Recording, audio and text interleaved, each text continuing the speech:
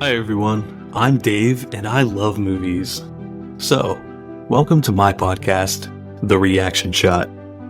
In each episode, I'll dive deep into a movie of any genre that holds a special place in my heart. But here's the twist. I bring on a guest who has never seen that movie before, until now. We discuss, dissect, and review from pre to post-production to behind-the-scenes stories and well into its impact on pop culture. Will we agree on everything, or will we have wildly different views? Thanks for hitting play. Let's roll tape and find out. Fade in.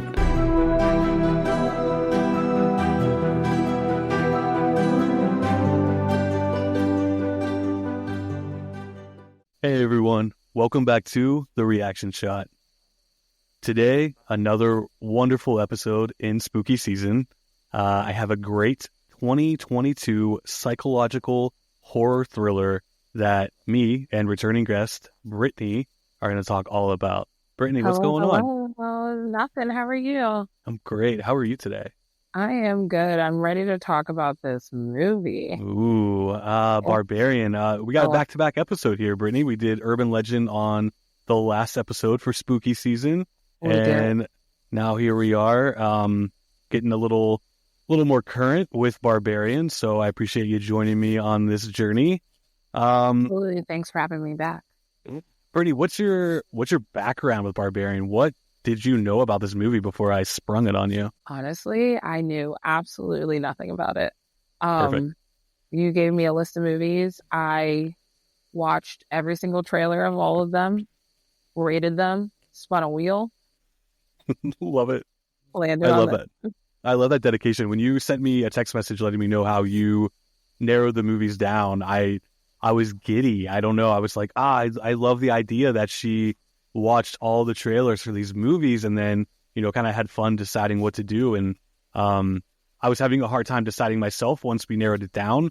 So I narrowed it down to two for you. And here we are, Barbarian. Yeah. So my background, funny enough, is I saw the trailer for this film. I hadn't heard anything of it. I just randomly saw a trailer for Barbarian, and I want to give props to whoever edited the trailer for this movie. Did a fantastic job. I'm hoping that you saw the same trailer that I did. I'm assuming so, but with the marketing for the film, they only focused on the first 30 minutes of the movie. Yes. So they literally are just kind of setting up the scene of what happens in the beginning. And I think that right there was enough to hook me and obviously audiences alike. So when we went to go see this movie, I think we went the second weekend after its opening. Okay. We kind of went into it blind in terms that we had only saw that trailer. And I heard a lot of people talking about how the movie's like really awesome and all that fun stuff. So we went into it and, at the 35 minute mark when everything kind of abruptly changes, which we'll get into, Zach and I looked at each other. We were like, what the fuck is this? Yeah, what the fuck just happened? It was crazy. But I loved it. And kind of, I'm going to use the word again. I was kind of giddy because I'm like, okay, now what are we doing? Like, where are we going? So, yeah. And then after we saw the movie, I'll be honest with you, I left the theater. Zach and I were just kind of like, wow, we really liked that. I think the fact that we knew nothing about it just really helped. And next thing I know, we went out afterwards and got some food and drinks. And I'm like texting all of my friends. I'm like, yo, there's this movie at the movie theater right now called Barbarian. You guys have to go see it. It's so good. And two of my really good friends were like, hell yeah, we're going to go check that out. So they went to go see it. And I got a text message that said, if you ever recommend a stupid movie like that to me again, I'm never going to trust your taste in movies. Oh my God, no. So that's kind of haunted me. And then I tried again with another movie with them both, and that failed also. So I totally let them down. Oh, no. But with that being said, I think Barbarian, not getting too ahead of myself, but I think Barbarian is definitely a certain cup of tea. And I think you kind of have to go into it with an open mind and kind of suspend belief a little bit on what you're witnessing. So, yeah. That is, yes. that is an accurate statement for this film.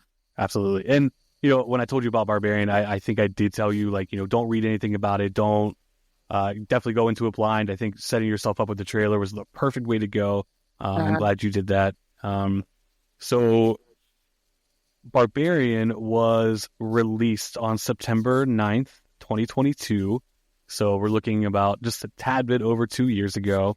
And it's kind of become like a sleeper hit. It struggled a lot in the beginning to find its footing once it was, in the script form. There was a lot of studios turning it down. They weren't interested in it. They didn't think that the concept of how the story's told was something they really wanted to invest in. So the director, Zach Cregger, he, took the script to a bunch of studios in hopes that he could find a way to get this made, and everyone just kept turning him down left and right until finally 20th Century Fox said, hey, let's take a gamble on that. We'll go with it, and we'll see what we can get from it. And it was made on a budget of $4.5 million. Wow. Yeah, so decent amount of money thrown at you for somewhat of an independent film. The writer and director, Zach Cregger, didn't really have any big background in making, films all on his own. So I think that might have been why it was a little bit of a gamble too, because he wanted to take full control over this film. He's actually a comedian, actor comedian, and he's had a lot of TV show roles. He's written a lot of, short scripts and things like that. So, but he was usually more focused on the comedic side of things. So it was interesting that he went this route. So his idea for the film, the script started out when he read a book by Gavin de Becker, and that book is called The Gift of Fear, which encourages women to trust their intuition when confronted by dangerous men, the obvious dangerous men. He used it as a writing exercise and began crafting a 30-minute short that consisted entirely of a conversation in which a woman continues to ignore a mounting series of red flags. He liked it well enough that he knew that he had the making of a larger film and began coming up with more ideas to make a broader story for all of the characters. So that's pretty interesting. That is interesting, and it makes the movie make a little bit more sense. Mm-hmm. So, and now I kind of want to read that book to see. Yes, and it's like you're making me do more shit just understanding your film. It's kind of pissing me off a little bit. And the funny thing is, Brittany, I think with doing this podcast and I've always kind of dove into these films and read where they came about. But I think having these conversations, doing an even deeper dive and having conversations with people, some of these movies, they really want you to work to understand it. And it's exhausting, but it's also kind of fun to me. It's, I obviously, agree. I appreciate it, but can you tell me that before I watch it? Right. Because now I have to change my opinion yet again on this film. And damn it. I'm come on, I was ready to go guns a-blazing type deal. Now and here we are. I've been here throwing these facts at you, and but no, I mean, funny thing is also I had no idea that's where the idea came from until I started reading about it, and I did a little bit of research on the book, and apparently the book is extremely popular, and the guy who wrote the book actually works with people who are in stalker type situations. He's worked with big profile celebrities who have had stalker situations, and kind of evaluates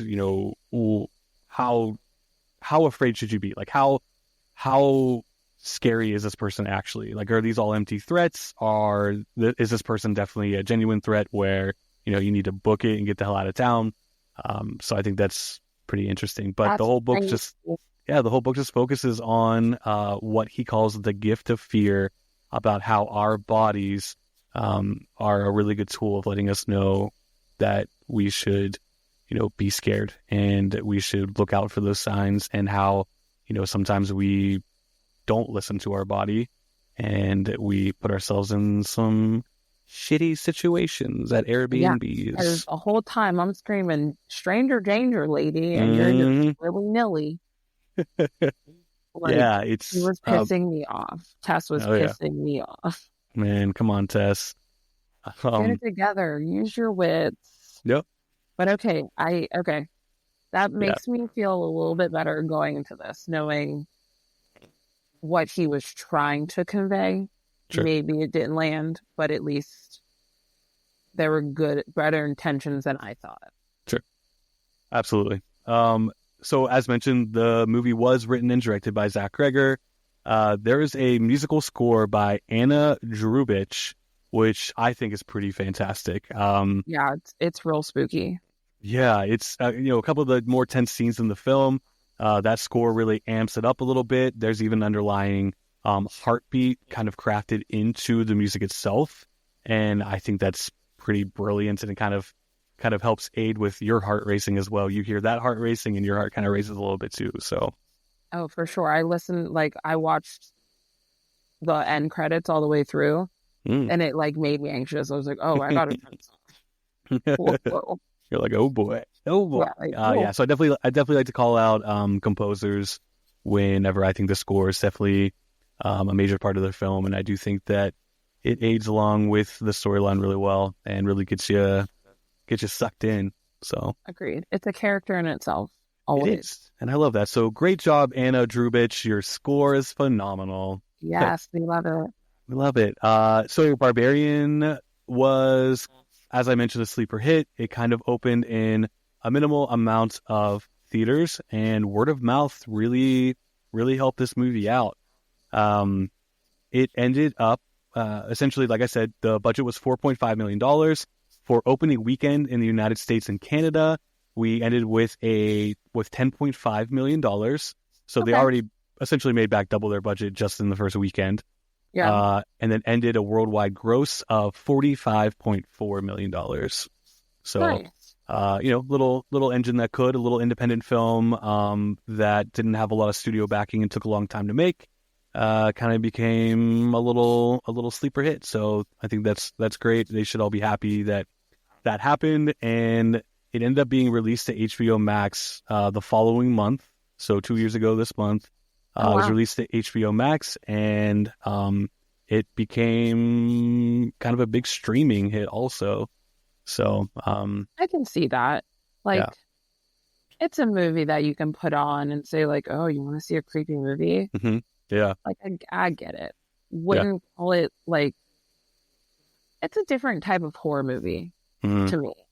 Sure. No, I agree. But I don't know what type of horror movie. Maybe as we walk through the film, maybe we can kind of like piece it together and kind of see where those intentions were. But Yes. so rating wise, I have to get into what other people's reactions are. So on Internet Movie Database, our user rating is a 7 out of 10. Okay. On Rotten Tomatoes, critically, with 202 reviews, we're at a 92%. Okay. Audience scores on Rotten Tomatoes, we are at a 71%. Metacritic, we are at a 78 out of 100, with the users being a 6.9 out of 10. And on Letterboxd, we find ourselves at a 3.5 out of 5. So what I'm getting from that is it looks like we're probably on average sitting at about a 7 out of 10, or 70 out of 100. So definitely on the higher side of, being smack in the middle. So how do you feel about that, Brittany? What's your reaction? Where are you at on 2022's Barbarian? Honestly, from the trailer, I did give it a 7 out of 10 from the Mhm. bat. From like the overall acting and the structure of the film and how it cut and the color, loved it. I would probably give it like a 7-8. I still don't know about the story. I need to read that book, but I would say that's accurate. So are you sitting at a 7 out of 10? Yeah. I'm gonna say it now because I've been back and forth and I'm like, Okay. I don't like it, but I don't dislike it. Some things just bother me. But as we break it down, for right now, I'm going to say a 7 out of 10. We'll Okay. see once we're done with. Perfect. Yeah, I have to agree. I think I definitely fall more to the 8 out of 10. Okay. When I first saw the movie, I mean, when I left the theater, if you would have asked me, what did you rate that? I would have been like 10 out of 10. That was amazing. Over time, letting things sit with me a little bit, kind of jumping into different things. I definitely think we fall into an 8 out of 10. I don't see that falling more. So I think I'm definitely going to stick with the 8 out of 10 for me, for sure. That's fair. That's fair. Yeah. So, cool. So with Barbarian, we have a pretty small cast, but we got some pretty awesome actors here. Yeah. Leading the cast is Georgina Campbell, who plays Tess. Mm-hmm. We have Bill Skarsgård as Keith. We have Justin Long as AJ. We have Richard Brake as Frank.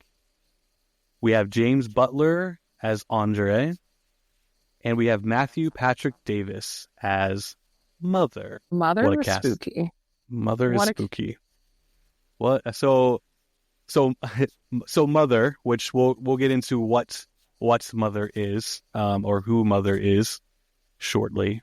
But when I left the theater, I wanted to see who the cast was, and I saw that Matthew Patrick Davis played Mother, and I was like, what? I was like, that was a guy?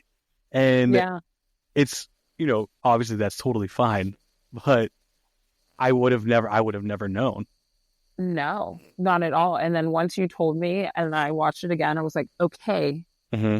I can see it, but I Yep. still can't see it. Yeah, it's so crazy. And like, even seeing pictures of him outside of, what Mother looks like, I'm just like, it blows my mind. It really Yeah. blows my mind. I was like, okay, this Prosthetic. is, I wonder. yeah, I don't know. I was like mind blown. I even looked at Zach while we were driving, and I'm like, did you know that was played by a guy? And he was like, what? So, yeah, Zach doesn't really talk like what, but that's fine. You guys have heard him before. It's okay. I always shoot my shot when it comes to doing these episodes. I like to, let the cast and creators know that I've made a podcast and I'm going to be talking about their films. So I usually tag them or send them messages or, do these things. Again, shooting my shot. I don't expect anything. I've had a couple of people who have, reached out and said, I'd love to help you out. Let's record something awesome. So I actually got a message back from Matthew Patrick Davis, who plays Mother. Yeah, he sent me a message. I sent him some questions I was curious about, and he answered them all for me. And I'm going to be honest with you. I haven't even listened to it yet. So we're going to listen to it together, Brittany, and everyone listening. So that's pretty cool, right? Yeah, this is exciting.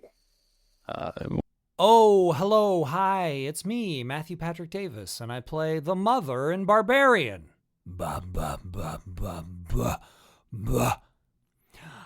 A few questions that David asked me. What was the audition like for this monstrous role? Well, it was the strangest self-tape that I've ever sent to a stranger. There was a deleted scene where Mother bites the head off of a rat, and then baby birds it into AJ's mouth. And so Zach asked me to put that scene on tape. He was like, just grab a hot dog or something. I happen to have pickles in my fridge, so I was drooling pickle juice all over towels that I'd put all over the floor in my office. He also was like, and I hate myself for asking this, but can you take your shirt off? Which usually, fellow actors out there, that's usually a red flag. But when you're getting ready to play a scary naked Tata lady, maybe you make an exception. So I took my shirt off and was wearing shorts, but then it looked weird wearing shorts, so I took my shorts off. I was there in my underwear, drooling pickle juice, which apparently was the booker. And then I was off to Bulgaria, which is where we shot Barbarian. How long did it take? Yes, it started like 5 hours, and then they got it down to like a tight 2 hours, the makeup team in Bulgaris. 6 or 7 fine Bulgarian people that would work on me all at the same time. And no, it was not a full bodysuit. It was built on my body piece by piece. There was like a face piece and a neck piece to cover my Adam's apple, a boob piece, and then a crotch piece. And then the rest was paint on my body. What was your favorite moment filming Barbarian? Well, weird things doing with Justin Long. Justin Long, what a champ. I've always been such a fan of his. And so, of course, I knew that one day I would breastfeed him. Of course. Also, I mean, Kool-Aid Manning through a wall and then ripping someone's arm off and beating them to death with it.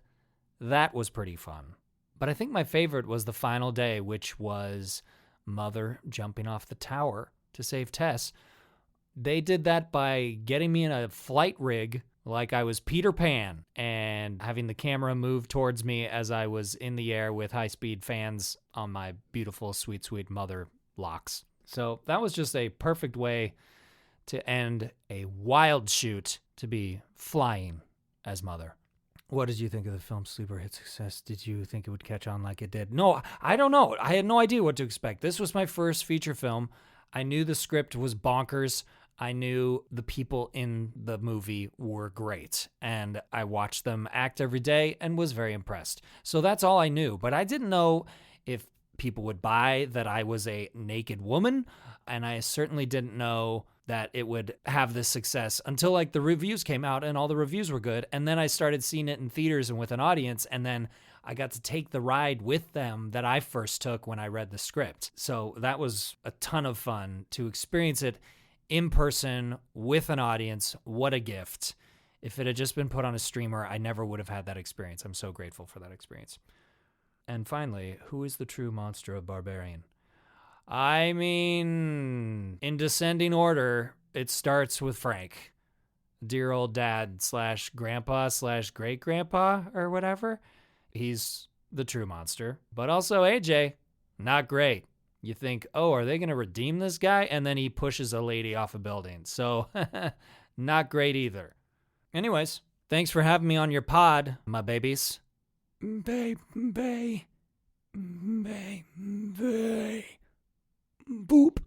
Wow. Fantastic. That was Wait, amazing. I love talking about that. Wow. That was, I love that he got into character. I love the boop at the end, of course. I wrote down the boop. That's great. Wow. Well, thank you so much, Matthew that. Patrick Davis. That was fantastic. That was amazing. Yeah, Thank I sent him 4 questions. He answered all of them, and yeah, it sounds like he really enjoyed taking on this role, seeing the script come to life, and just being Mother, booping away. I know, and I really just like hearing the behind the scenes of the actors and enjoying the roles that they had. And Justin Long, I love that man. I really do. AJ, piece of shit. Justin Long, Sure. A gem. Absolutely. Whenever we get to his introduction, we're definitely going to probably talk a bit about Mr. Long for sure. So that's pretty much like the background on Barbarian. I guess we can get into the film, which is always a good time. Yeah. When did you watch this for the first time? Like a week or two ago? Last Friday. Last Friday. This past Friday. And then you watched it again today, correct? Yeah. Awesome. Well, guess we'll have to walk through this movie with our people here and let them know what they're getting into. I do want to preface this by saying if anyone who's listening is interested in watching this movie and wants to go into it completely blind and not really knowing what's happening, I know you've heard some things so far, but when it gets to the nitty gritty stuff, I would suggest pausing this and watch the movie and then come back to hear what we have to say, because if you have any interest in this movie, I do think that seeing it for the first time without knowing what's about to happen and some of the ways the story's told definitely makes it for a great first viewing. So I agree. I will say that again. Everyone who listens to this knows that we spoil the hell out of these movies. So Yeah, but it's okay. It's all spoiled love. So, Yes. And we whoa, still want you to whoa. watch, even if it's spoiled. Yeah, yeah. I mean, I'm one of those people, like, I don't mind if movies are spoiled for me because in a very nerdy way, it's all about the journey. Because I do have fun. I do have fun on the journey. So even if I know how like a movie ends, I get excited to see how we get there. And if I know what the story is, I get excited to see how the characters, how the characters Develop are. and everything. Yeah, yeah. Because of course I look at it from all these crazy angles that maybe people don't, and all the writing and filmography and the score and all that fun stuff. So, All the things. Yeah. all the things. So the film simply opens up on a cute little house. This is your everyday run of the mill, cute little house. We assume that this is an Airbnb based on the fact that we are introduced to our main character who pulls to the front. Her name is Tess. Tess is checking out her email to find the code to get into her Airbnb. She keeps getting a phone call from someone named Marcus, whom she is ignoring. And once she figures out the code through the email, she heads up to that front door and she puts the code in, only to realize that she was putting the code in wrong. So, intentional or not, I feel like, okay, so this girl, it's late at night, it's rainy outside, the house kind of seems like it might be in the middle of nowhere, or there's not a lot happening around it. It's not brightly lit, so that's not really helping either. She's referring to an email and she's putting the code in and the code's wrong. So at first we're like, oh shit, okay, well now this girl's gonna be stuck outside. But then we realize, just like all of us as humans, she just was putting the code in wrong. No big deal. She puts the code in and that lockbox opens to show us that there are no keys in the lockbox. Like, what the hell? You get to your Airbnb late at night, I'd be pissed. yeah, a young woman walking up to this Airbnb trying to get into it in the middle of nowhere, and of course, no keys to get inside. So she reaches out to the number in the email, which is the property manager, who does not answer the phone. We know that this is late at night. It's the middle of the night. Of course, something like this would happen. She gets back into her car and tries to figure it out until she notices that a light comes on the inside of the house. Bum, bum, bum. Spooky. She knocks on the door. The door opens up to reveal Keith, played by Bill Skarsgård. Now, what is your first reaction when you are, a young woman like yourself, walking to an Airbnb by yourself, and you find out you can't get inside, and then someone just happens to be in there, and they open up the door. Who does that? Yeah, yeah. So opening up the door, we see this. Well, I think Bill Skarsgård is like 6'7" in real life. Yeah, so he's gigantic.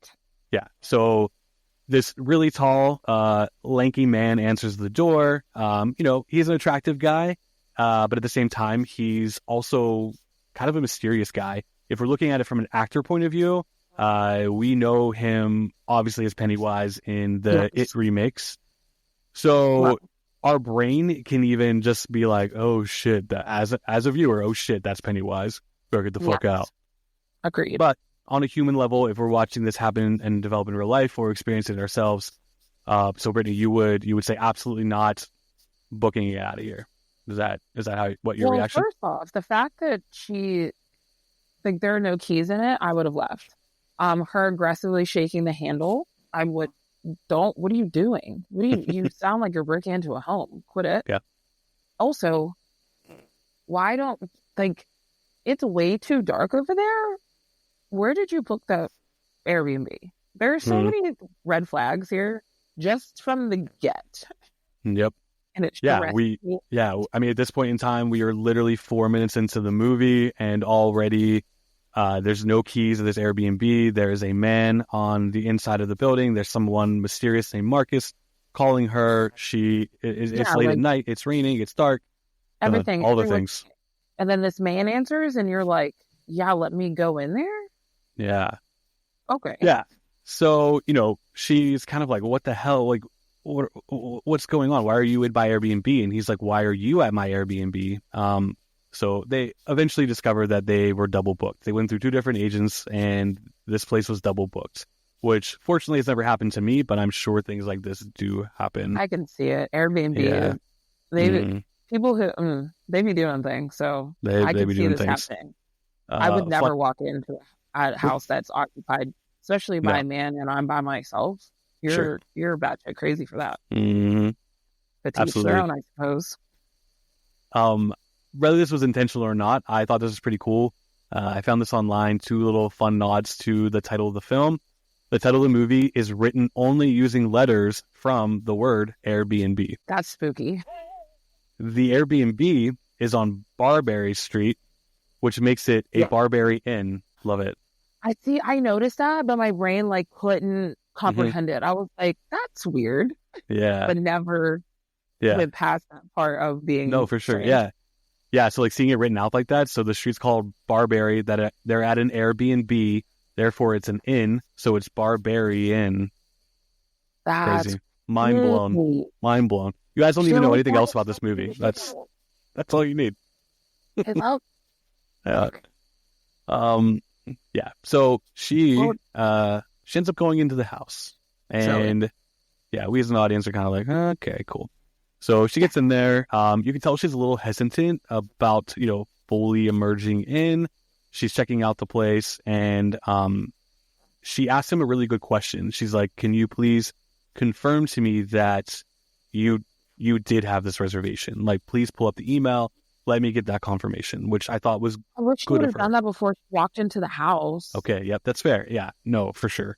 Like very inside, he's very large. Yeah, and he does, when he walks in, he does close the door behind him. I don't remember if he, like, locks it or what, but he does close the door behind him. He's kind of standing at the front door. Yeah, in the way. Almost as tall as the whole door itself. Yeah. Mm-hmm. Literally. So he kind of gives in to her. He's like, "Oh, no, like, I totally understand. I will pull that reservation up for you." And she's like, "Okay, cool. I'm going to go to the bathroom." So she goes to the restroom, she closes the door, and she locks it from the inside. Good move. Good move, girl. Fantastic move. Also, fantastic. Sorry, he's just creeping everywhere. Again, she should have never been in there. She made me mad that she's in this house. God damn it, Tess. What are you doing? So while she's in the bathroom, obviously she's not in there to use the restroom. She's there to kind of like poke around a little bit. She sees his toiletry bag, and she also sees an electric toothbrush that he has that's sitting on the ground. I don't know if the electric toothbrush. No. That's a good question. I have no idea. They never explain it, and I'm just like, why is it on the ground though? Maybe it's like if the electric toothbrush is on the ground, he's a good guy, and if it's on the, I'm just kidding. But no, I have no idea. But yeah, he's charging that thing on the ground, so that's cute. So she emerges from the bathroom and she walks out, and he was like, "I was just getting my phone. Here's the email confirmation. I'll show it to you." So she's like, "Okay, cool. Yep, you're correct. We are double booked. That's insane. Whatever." So basically she's like, I'm gonna head out, and I'm gonna go try to find some place to go. And he's like, "What are you gonna do? Just drive around town?" She's like, "I'll call a few places," and eventually they end up finding out that all the places are already booked. There is a convention in town, and finding a place to stay in the area is going to be slim to none, essentially. So with that, he offers her he shows her a bottle of wine, and he's like, "We have this, so like, we can make the best of our night." And he's also like, "I'm going to make you some tea." So he does make her some tea, and she doesn't drink it. And he kind of calls her out, like, "Oh, I noticed you didn't drink the tea. I don't blame you. I wouldn't have drank the tea either because you didn't see me make it." Crazy, because why are you telling me that you wouldn't drink the tea? Like, oh, I wouldn't trust me either.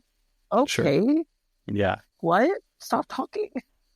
Right. And like, so devil's advocate on this is I feel like I would probably act the same way he's acting, because I personally would understand as well that this person's probably nervous, and therefore maybe that makes me a little nervous because they're nervous, and then I'd be like, "Well, I'm not gonna do anything weird. I'm a nice guy." And I feel like I might, again, I'm not in this situation, but I feel like I might be the same way he is, but on a surface level and watching it happen, from like the other point of view, I'm like, bro, don't don't say any of that stuff. Like, just stop being weird. You're making it worse.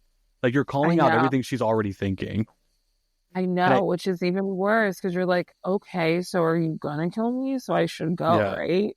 which I personally think is good writing. That's my opinion. I know from researching this online that people don't like that. And obviously it's okay to have opposing views. In my opinion, I just like that because we don't know. We don't know what his intentions are, and I think that's a good way to kind of keep us in suspense because he's telling us everything that we're already thinking. So we're like, well, that's weird, but also he's saying it because he knows it's weird and he wants to make you feel comfortable, but he's just making it worse. Oh, for sure. But also, people do that in real life. Like, Mm-hmm. I haven't been him before where you like just say a weird thing because you're doing a weird thing and you know it's weird and they probably think it's weird. So you just like try not to make it weird. And Yep. then you're like, Mm-hmm. sorry. Yep. No, absolutely. So I absolutely get that. But then at the same time, I'm like, get out of the house, Tess. Yeah. Because he's literally showing you what you're thinking, regardless of if he means to or not. Better safe than sorry, because 100%. she's stuck in a house in the middle of nowhere because she has no idea where she's at. Which, Yep. again, why are you there? Mm-hmm. She makes me mad, and I don't want to be that way. But Right? I'm like, No. you did this. Yeah, Why did you go? we want to root for you, Tess girl. Come on. We're So on bad. your side here, but what are you And doing? we'll get to parts where I'm just like, there were so many times that you could have changed the outcome of all of this. And I get But it. here we are. Again, movie. We wouldn't have had a film otherwise. But like in real life, come on now. Hopefully we think better. Yes, 100%. Please. So she kind of gives in a little bit to staying. It's not so much now like I'm gonna go find somewhere else. I'm gonna sleep in my car. It's kind of like, okay, cool. Maybe I'll stay in here with you. And he's like, I'll let you have the bed. Let's wash the sheets. Like, let's not make this any weirder than it has to be. And they decide to wash the sheets. She then takes a stroll down to the bedroom to check it out. She closes the door and locks it. Good job, Tess. She then finds his wallet in the bedroom and she pulls out his ID. She looks at the name and everything checks out. He said what his name was. The ID matches. So another thing. She's like, all right, this guy's not lying. This guy's probably a good guy. She's starting to let her guard down. So we as an audience, we're kind of like, okay, well, maybe this guy's a good guy. Maybe he's not Pennywise. Maybe he is Keith. Maybe he's not a clown of fear. Yeah. So she walks out. She, kind of gets herself together, a little bedtime routine. She heads out into the dining room where he is sitting at the table waiting for her with two wine glasses and a bottle of wine. So he's basically like, again, let's make the best of this night. I haven't opened the wine, so you can watch me open it. I did notice you didn't drink your tea, so if you want me to start fresh, I'll make you a whole nother batch of tea, and we'll go from there. And she's kind of like, oh, no, that's fine. And she's like, I don't really want to drink. And here we kind of get a little background of what she's doing in Detroit. Do you remember what she's doing in Detroit? She's there for a job interview, or was it a job interview? Yep. So she's there for a job interview to work on a documentary film about music in the Detroit area. So yes, I guess he's a musician. Yes, of some sort. Yeah. So there's apparently a big music scene and like an underground music scene, and they're doing a documentary, and she is auditioning to be a part of like the making of this documentary. So when she reveals this, he's like, oh, I actually know someone you should interview for this. And she's like, who? And he's like, me. And she's like, well, what are you talking about? And he's like, well, I'm a part of that music scene. Like I'm a part of that stuff.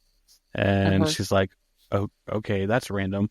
So we as an audience here are also like, well, that's kind of too good to be true. That's a little bit of twisted faith. Yeah, I mean,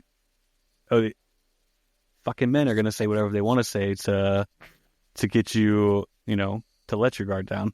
But at the same time, if this was a rom-com, because I wrote down their chemistry is fantastic. If this were a rom-com, everybody would be like, "Oh my God, yes, so cute." But since it's a horror movie, we're like, "Get out of Dodge, lady. What the fuck?" Yeah, this is definitely, I mean, if the lighting was different, if the music was different, and you had no idea what the hell you were seeing, this is a little meet cute for sure. It is. And it's so, I was like, oh my God, because he's so charming. And I was like, oh, I get it. But also, stranger danger. I was back and forth. And it was stressful. And that's a great point. If this was a rom-com, like, they have great chemistry. So they have really good chemistry, these two actors together in the scene. They have that chemistry. So if we were watching a rom-com, we would be rooting for them in a relationship. We'd be like, oh my God, this guy's so perfect for you. And like, girl, what are you doing? Like, this is your Prince Charming. Like, that's exactly how we even see what he is about. We are shipping them. And then all of a sudden he drops the ball. He's a piece of shit. And you're like, damn. Yeah. But like, this whole scene, them back and forth, the banter is so good. And I was like, oh, no. Yeah. Can't. So he reveals who he is and, you know, what he's doing, and he's essentially going to be working the same type of thing that she's going to be possibly working on if she gets this job. It's just like, wow, that's crazy. And she's like, are you familiar with the filmmaker at all? And he's like, oh yeah, like I love that person's films. And she was like, no, you don't. No one knows what they are. They're like little independent movies. And then of course he names the movie. He says he likes it. Everything he says matches. And again, we're like, oh, so cute. But hey, red flags. It's too good to be true. So she goes in, they start drinking their wine. We kind of flash forward just a little bit. Their wine's pretty much gone. They're starting to feel a little bit. They're really opening up to one another. And he basically says, what do you think? I'm like some kind of monster? That line. So good. Yeah. So obviously it's a little jab of the fact that he does play Pennywise. And at the same exact time, like, that's what we're thinking. Like, yeah, Keith, we do think that you're kind of a monster here. Yeah, we think you're a monster. Yeah. We think you are bad news. Yeah, we're seeing these red flags. It was so good. I was like, look at you guys. And again, I love whenever movies do that. They have a nod towards the actor doing that scene of a character that they've been prior. And Pennywise is not his debut, but maybe in America. I mean, it's definitely his biggest role. So like, that's what these people know him from. Everyone's seen this movie, horror community. I mean, you're making another horror movie, so your audience were the people that were seeing it. So correct. And that's why I really enjoyed that. But again, as a human being, just casually saying that, yeah, you might be some kind of monster that I have no idea. So guess we're gonna find out. So we cut to them getting the sheets out of the dryer, and they're putting it on. He does like this cute little, this is how you throw the sheets on together. And, you know, I was stressed because I thought that he was going to snatch her. Just, you know what? Yeah, I mean, I didn't even think of that, but, you know, you saying that and kind of like visually playing it out, I mean, he's a tall guy. He has really wide arms, and he's like showing her how to fold this blanket onto the bed. So he's like, you know, making really quick arm gestures. And yeah, he could have easily taken a hold of that moment and taken a hold of her. Yeah. Like, and I was convinced for a split second. I was holding my breath, and then it didn't happen. I was like, all right, I'm on edge. Yeah. Yep. Yeah, so he helps her put the bed together, and now the bed looks all nice and cozy, and he's like, well, that's it. And she was like, oh, like, I kind of, you know, cool, thank you. And he's like, they're both like, oh, I had a lot of fun tonight. And it's like, yeah, like, guess I got to go to sleep. Gotta make this interview in the morning. And yeah, and then she closes he goes out into the living room, and she closes the door. But what we've seen so far, every time she closes the door, she locks it. We've gotten close-up shots of her locking it. She had a great time with him. She closed the door, but she did not lock it. I don't think I noticed that, but I don't like that at all. Yeah. So she got more comfortable as it went on. The more she found out about him, she got comfortable. She let her guard down hardcore. Even though the red flags may still have been there, She got comfortable, and we find ourselves in this moment where she is sleeping in bed, and she hears like a weird voice kind of go really fast. I don't even think it's like an audible word, but a weird voice, and then the door kind of creaks open. The door makes that creaking sound when, you know, someone pushes the door. They're either pulling it closed a little bit from it being open or whatever, but this wakes her up. She jumps up, she turns over, she looks, her door is now open. And of course, she didn't leave her door open. So she says Keith's name quietly. She kind of leans over. She can see out into the living room, and she can see him lying on the couch, and he's deep in sleep. He must be having a nightmare because he's kind of whimpering, kind of like tossing and turning a little bit, and just being like, "No, no, no." So there's no way that this man got up, opened the door, did something creepy, walked back out, and fell asleep. Or he's faking it. So, see, I didn't even think he was faking it. I just assumed, I don't know what I assumed whenever I first watched it. But the second time I was like, what is he dreaming about? Is the house haunted? Mm-hmm. So that's a good topic of conversation too. Especially in this beginning scene. In this, it does feel like maybe there's like a strange presence around. So she gets up and she heads over to the couch. You know, she says his name a couple of times, hoping to wake him, doesn't really want to startle him. And she finally reaches over and kind of shakes him a little bit awake. And this wakes him up. He jumps up, mortified. What are you doing? Like, what the fuck? Why are you're waking me up from my sleep? You're touching me? Like, what is happening? So now, like, the fear that we had from her, being protective of her safety, now he's kind of reflecting what we were thinking. He's kind of like, well, is this girl crazy? Like, she's touching me in the middle of the night and waking me up, and like, what the fuck? So, the guy, she's like, I heard something, and he's like, I didn't hear anything. I didn't get up. I didn't come over to your door. There's no way I would do that. And I forget when it happens, and I hate that I forget the exact moment. But if you watch in the background, it's either right before she goes to bed or during this scene. You see the door close in the back? Yeah, there's a door down the hallway. Right before she went back into the room. Okay, perfect. Okay. So, yes. So somewhere around this moment, there's a time where if you're watching in the background down the hallway, there is a open door that is being closed. So again, at that moment, before she walks over to him, it closes. Gotcha. Okay. So there, as an audience, we know, okay, well, something weird's happening, and this is kind of where I think maybe the ideology that there's something paranormal going on in this house. So we're like, okay, so now our minds knowing we're a horror movie, this isn't a meet cute, whatever.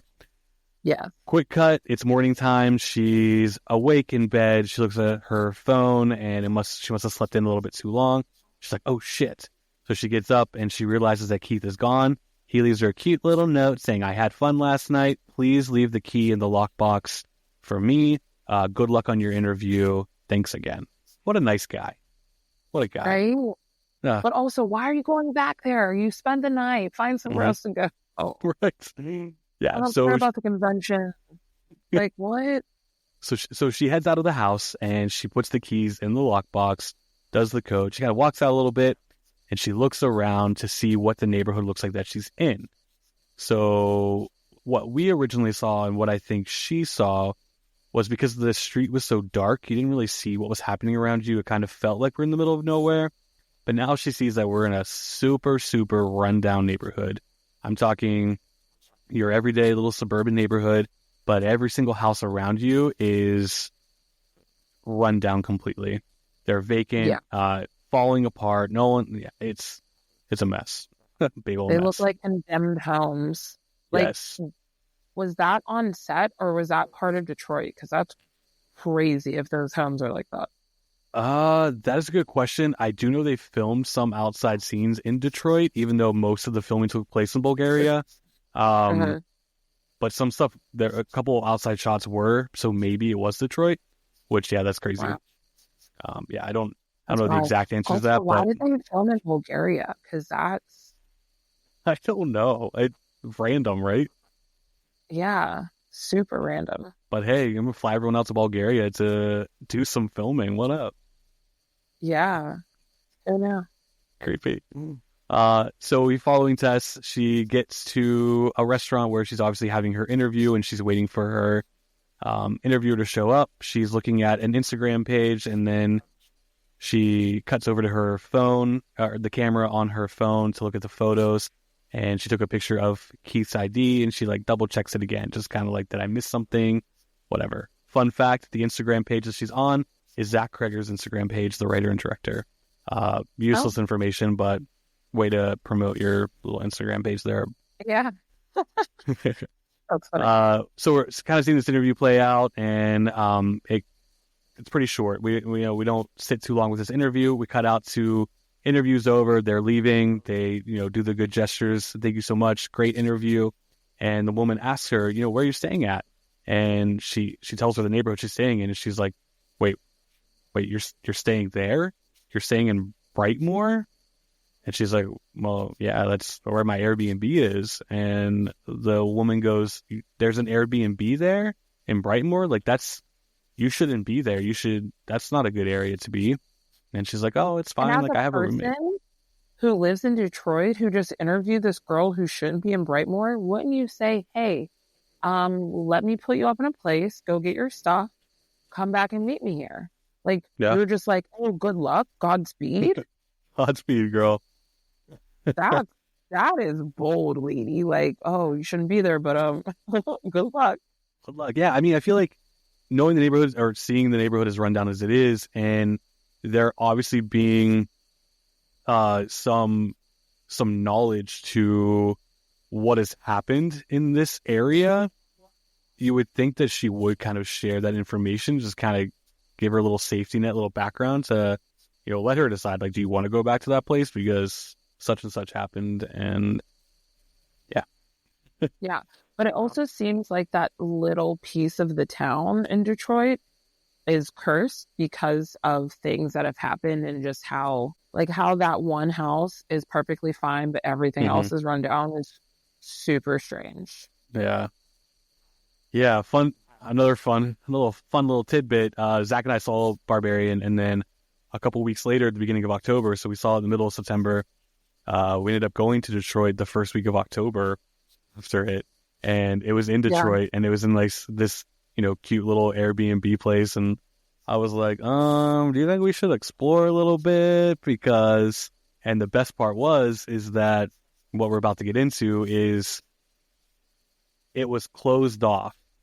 Like, how you can get to the place you're going to was closed off, but there was the downstairs because there were windows, but they were all stained black, so you couldn't see into it. Nope. And I was like, well, this is awkward.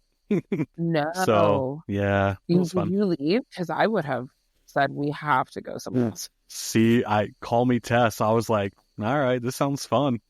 I mean, the only reason why you stayed is because nobody was in there first. But yeah, nobody was there first, so I felt safe. Like, Keith wasn't there, but still, I would have.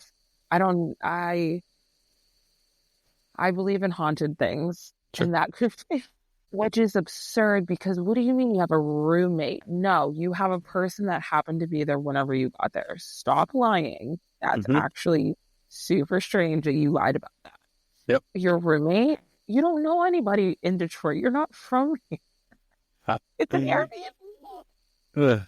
So Tess gets back to the house. She parks outside the front. She kind of takes it all in, looks around again, and she reaches back into the car to grab her purse. As she is grabbing her purse, we as the viewer in the background down the street, we can see someone running towards her.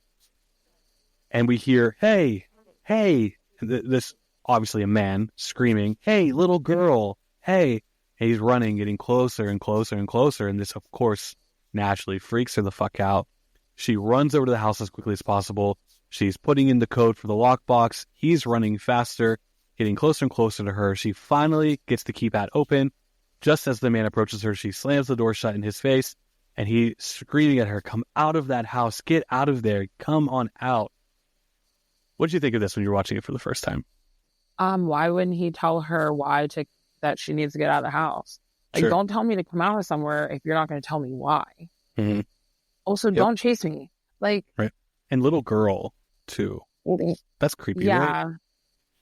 it's all creepy, but also like men do really creepy shit all the time, and it's really so like him running like that, like it's startling for sure because what are you doing? But also not surprising because people have done weirder shit, which Sure. is terrible to even say like, Mm. oh, this is so normal.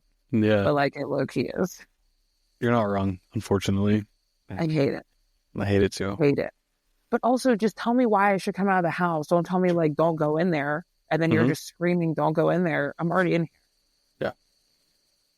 Yeah, so Tess is in a panic. She starts grabbing her shit. She gets on her cell phone and she calls the cops in full panic mode. She's talking to the cops and she says, I can't see him anymore. He was right outside. He's banging on the door. She's looking out the window. She doesn't see him anywhere. She doesn't hear him anymore. And the cops essentially were like, if you don't see him, there's nothing we can do about it. There's Which nothing. is silly because what do you mean you can't even send a cop car? Like what? Right. So that's super frustrating.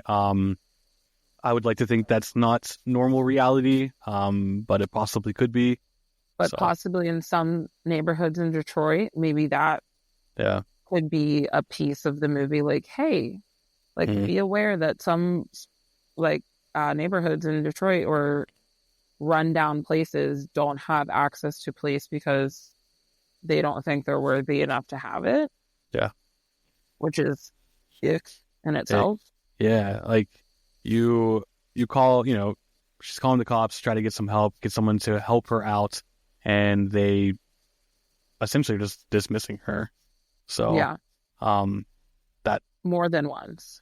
more than once that, and it really sucks that she's in that situation and she is so panicked and I don't know. So at this point, we're just kind of like, what the hell's going on? Why does she need to get out of that house? Does Keith live there? That's what I was thinking too. Yeah. I'm like, does Keith live here? And he's some bad man. So she tries to calm herself down. She uses the restroom and realizes there's no toilet paper. She's looking in the bathroom for that spare toilet paper roll and can't find it anywhere. She keeps searching the house and she finds a door that she has not walked into yet, which she opens up and it reveals a basement. We all love a basement, right? Immediately no. If Home Alone has taught me anything, basements are scary. Basements are scary. So she opens up the door. She sees down the steps, and there's a washer and dryer. And on top of the washer and dryer, there's a bunch of toilet paper rolls. Perfect. So she's like, well, got my toilet paper. She starts running up the steps. And as she's running up the steps, the door slowly closes and shuts right as she gets to the top of the steps. She goes to open up the door. The basement door should not lock automatically because what do you mean I'm stuck? Mhm. Yes. So this door closes and she goes to open it and it's locked from the outside, meaning, the interior part upstairs. So that door is locked and she can't get out of it. She's like, well, shit. So she sits down on the steps for a minute and we as a viewer are like, girl, call someone. And she then realizes and we see that her phone is not with her. It's in another room in the house. She then thinks to herself, well, Keith will be home soon, and Keith has the keys. Nope. We then get a shot of the lockbox, and she has the keys because she was in a panic and didn't throw them back in the box. So she is now trapped. She's like, fuck. All right. Well, she sees a window in the corner of the room she can see out of. It's, ground level outside. So she tries to see if she can get up out of there. She's kind of searching around a little bit, and she finds a rope. A random rope. She's like, oh, a rope. So she starts to pull it a little bit because it's placed awkwardly, which I don't blame her. I'd probably do the same thing. Be like, what is this rope doing? Yeah. So she grabs... Oh, but the second I pull it and something crazy happens, oh, I'm done. I'm washed. I'm sitting on the steps. We're done. We're done here. So she pulls this rope, and as she's pulling it, a piece of the wall reveals a hidden door. Now, we, along with Tess, can see, now that door is open, she can see through that entryway, and it is pitch black. Pitch black. And perfectly, she goes out loud, nope. Same girl. Same. Yeah, I love that. And I think I love that moment because, it's kind of, it's a creepy situation. Of course, we're seeing this random door. We're looking on a hallway that you can't see anything. and you're trapped in the basement. So instead of doing what, formula horror film does, she doesn't immediately just start investigating. And she says exactly what we as an audience are thinking. And she says, nope, out loud. Yeah. Like, hell no, not going down that hallway. That's ridiculous. So we see her sitting on the steps. And of course, while she's sitting there thinking, curiosity gets the best of her. But she's like, how can I get a light down there?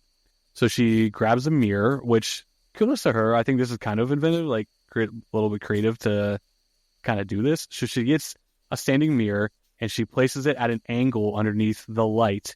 And this causes a reflection of that light to shine down that hallway. How cool was that? Like, girl, I would have never thought of that. I wouldn't have thought of that. Neither. Yeah. But also, I'm not pulling on a rope, opening a door, and walking down it. Like, there's so many things I'm literally not doing. But that was genius of her, because Sure. how else are you going to see down a pitch black hallway? Mhm. Also, how is that under a house? Like, how far? All of it stresses me. So now that she has a little bit of shimmering light facing down this hallway, keep in mind, it's still pretty dark, but there's just enough light for her to kind of explore a little bit. And it's like a really long, tunnely type hallway. And she's following it down, and she sees a light, and she kind of turns into a room. And Brittany, do you want to explain what she walks into, what this room is? So creepy. She walks into a room with a bucket that has blood or paint or something on it, blood. A bed that doesn't have sheets also has blood on it, rusted, and a camera. And like a weird fluorescent light. It's unsafe. Immediately leave. Like, we gotta go. We have to completely leave this whole city. We're not waiting for nobody. Fuck you, Detroit. I'm out. We're done. We're done here. Crazy. And it just escalates from here. Yeah. So she goes again into full panic mode. And when she sees this room and the fact that dirty old camera's facing, pointing right at that dirty bed, and it's gross. She goes full panic mode. She runs back down that hallway, back into the normal part of the basement.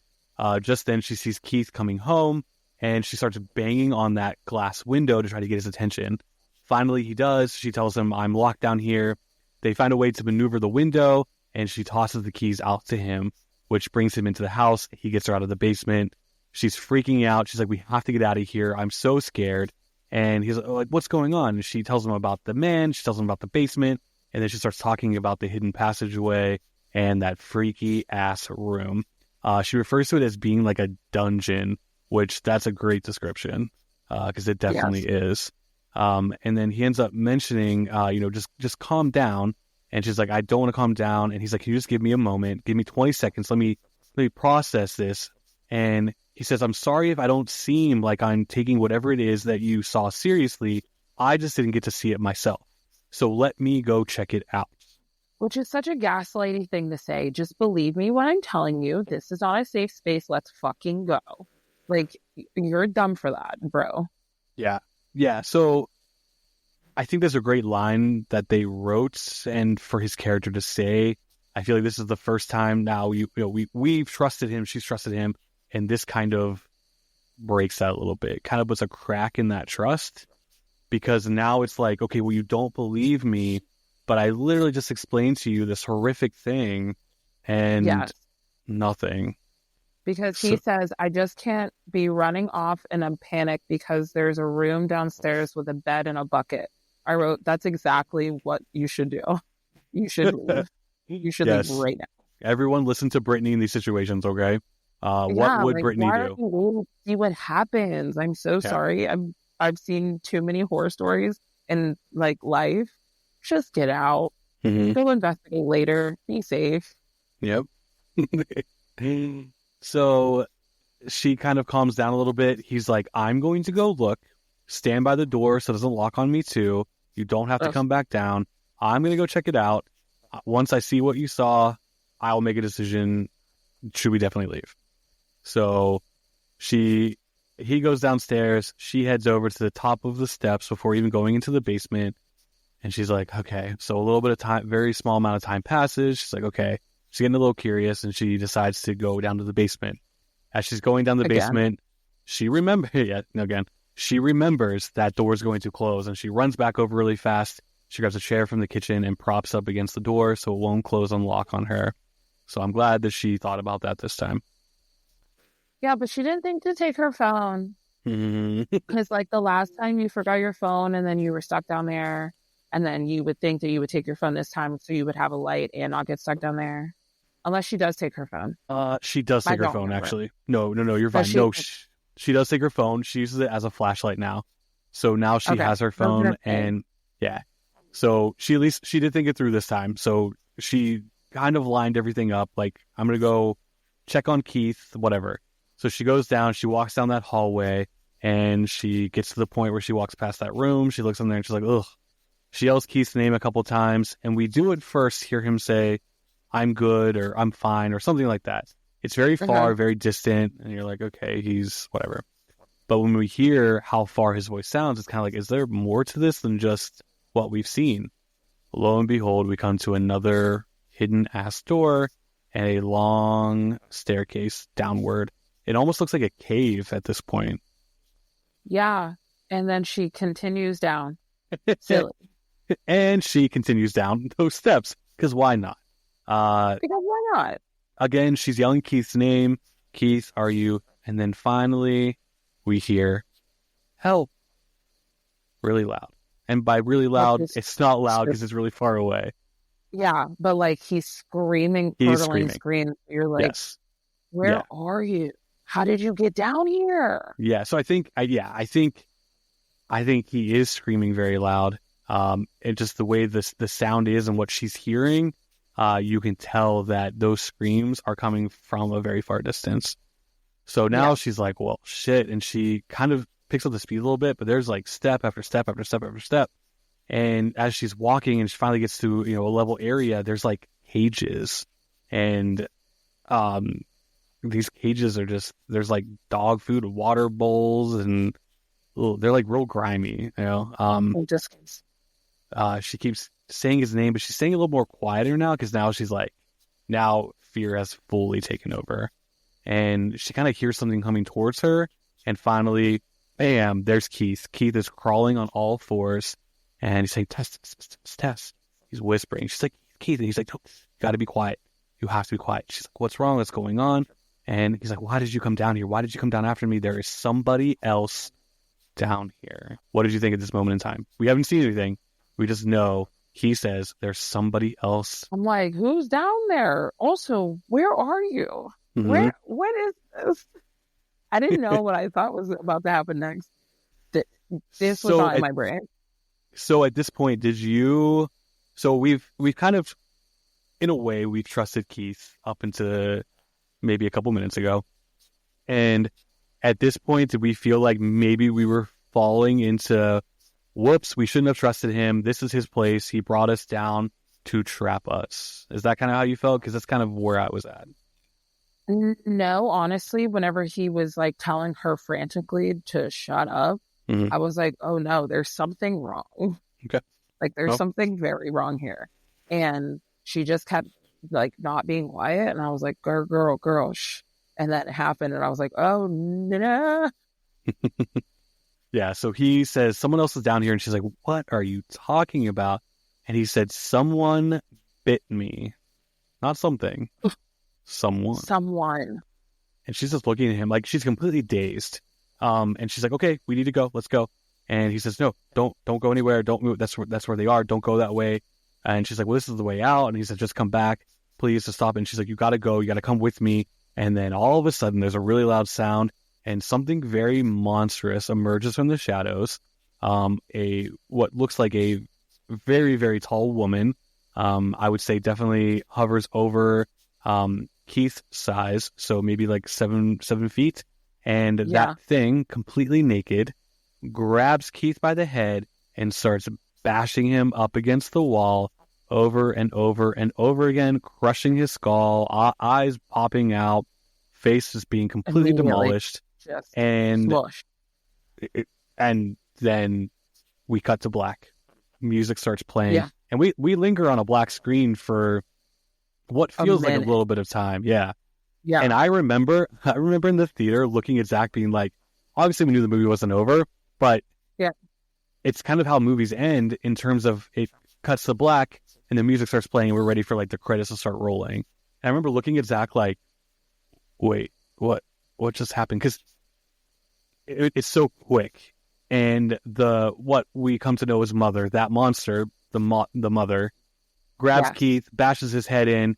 There's lots of frantic screaming, quick flashes, and then it just goes to black. And I was like, what is happening? And then fun music starts playing. And yes. upbeat, yeah. Oh, yeah. Like music that you're definitely vibing to. And the screen finally cuts back to a California highway. It's bright as hell. And we're kind of following a little red car driving along this highway, and we're introduced to AJ, played by Justin Long, and he is singing this music at the top of his lungs. He is having a great time. He gets a phone call, and the phone call, obviously interrupts his music, so he turns that off, and on the other line is his agent and his lawyer, which we discover in this conversation that he is an actor of some sort, and he had just filmed a pilot for a new TV show. And they're like, there's been there's been something that happened. There's been an incident. And he's like, well, what's going on? And they're like, well, one of the actors on the show reached out to the network, and through her lawyer, basically she's accusing you of rape. And his demeanor just completely changes. And he's like, well, what does that mean? Like, I don't understand. So what does that mean for the pilot? That's the first thing that he says. What does that mean? And what does that mean for the pilot? So I want to say, when we first see Justin Long, I immediately, and I think a lot of audiences that are watching this movie, we love Justin Long. I love Justin Long. I think Justin Long is a fantastic actor. I feel like, knock on wood, he's a fantastic person. And I feel like he usually plays very likable characters, and maybe characters that are more like himself, and kind of like the guy next door, essentially, like the all-American boy, like the little wallflower, keeps to himself, but everybody loves him. Yes, this AJ character, hate him. I'll toss him in the fucking ocean. And it's like when you first see him, you're like, oh, Justin Long, he's here, everything's gonna be okay. And this guy's going to save the day. I have no idea how the fuck he fits into the storyline or where the hell he came from, but it's perfect. And then he says that. They're like, you're being accused of rape. And he says, well, what does that mean? What does it mean for the pilot? That's all he cares about. That is all. Yeah. And I remember in my mind just being like, oh, that's what you're asking? And he's like, well, this is crazy. So are we not picked up anymore? Like, is the pilot and we're not moving forward? I don't understand. And they explained to him, like, there's an ongoing investigation. And he was like, well, nothing happened. Nothing, that's crazy. Nothing happened. They then let him know that there's going to be an article that's going to be published in the Hollywood Reporter, and it's going to be bad. So he was like, should I worry about this? And they're pretty much like, yeah, you should. So we cut to him sitting in his car, kind of looking out at the ocean. In my mind, I was like, okay, is this guy going to like drive off the cliff here? But at the same exact, so at the same exact time, I feel like, so you were thinking it, I was thinking it, I'm assuming Zach was probably thinking it as well. But in terms of his character, he wouldn't do that. He's just like, fuck it. This doesn't mean anything. Why am I caring in this moment? So we cut to him. He's with his financial planner, and this financial guy is letting him know that he is running out of money. His assets are dwindling, and this is really going to hurt him, having to pay all these fees and things like that. So he basically says you might want to look into start selling some things, and his name's AJ. AJ's like, well, I could sell my property that I have up in Detroit, an Airbnb. And that's how, we as an audience, we made the connection. That's where this guy comes in. So AJ owns this place. So we're like, all right, cool. And then just in this moment, that financial planner also says, and by the way, I'm dropping you too. So now his agent dropped him. Obviously his lawyer's backing him up, and then the financial guy dropped him as well. So at this moment in time, Justin As Long, they should. yeah. So Justin Long is completely against everything we've ever really seen him. A majority roles that we've seen him in. So like what a crazy role. I'd love to ask Justin Long, like, what made you want to do this film? Did you like the idea that it was going against everything that you pretty much ever stood for? Like, this is so out of character of you, like, or it was like exciting to play this douchebag that everyone was Yeah, to rooting give him a little bit of range, even though that man has range for days. I love him. Yeah. Love him. So he gets in the car. We know that he's heading to Detroit to go check out the Airbnb to see what he can do in terms of getting this thing sold and what the conditions are there. He heads to like the office managing place, gets the key to the place to go check it out. And as he's parking, we see Tess's car. And he's like, oh, there's a car parked right outside the house. There's no lights on in the house. He goes over to it. The door's unlocked. He heads right in. He's like, well, that's weird. He then sees the chair that's propping open the basement door. He pulls the chair away, closes it. Somewhere in this dialogue, we find out that it's been several weeks since the last person has stayed there. So now we know that Tess... Yeah, so now we know that Tess has been in that basement for several weeks now because AJ sees all the stuff that they have left behind. So he thinks they might have squatters. He's confused. Uh-huh. So when he's talking to the rental property manager, that's when they say, yes, someone was there, but it's been several weeks. And he's like, well, there's a bunch of shit here. I don't understand. I'm really confused. And he kind of like goes to their stuff a little bit. He's flossing, not minding, whatever. And then he ends up calling his mom. And in the conversation with his mom's like, oh, honey, that's so crazy that they're accusing you of these things. Like, you're such a nice person. And he's like, yeah, like, whatever.